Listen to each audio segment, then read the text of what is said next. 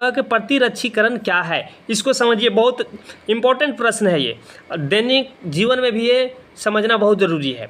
ठीक है, देखिए प्रतिरक्षीकरण क्या है तो समझिए। शरीर में रोगों से लड़ने की शक्ति को प्रतिरक्षा कहते हैं।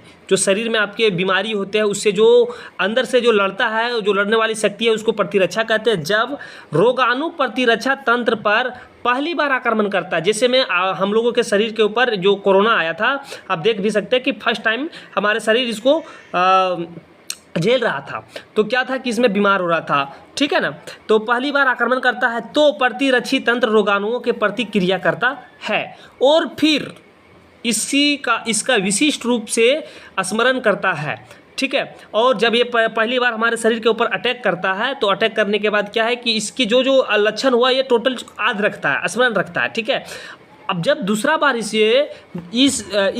प्रकार जब इसका विशिष्ट रूप से वही रोगाणु या उसे मिलता जुलता रोगाणु संपर्क में आता है तो वह पूरी शक्ति से उसे नष्ट कर देता है। इसीलिए हम लोगों को कोरोना टीका लगाने के लिए कहा जा रहा था, क्योंकि जिनके शरीर ये कोरोना का जो वायरस है उसको नहीं देखा है, नहीं जाना है, तो क्या है कि ये टीका लगाइएगा। तो ये टीका से क्या होता था कि शरीर में चला जाता था और वहाँ पे कोरोना का कुछ लक्षण वहाँ पे दिखाता था, जिससे हमारा शरीर कोरोना से लड़ने के लिए तैयार हो जाता था। वही यहाँ पे प्रतिरक्षीकरण उसी को कहते हैं। ठीक है, चलिए उम्मीद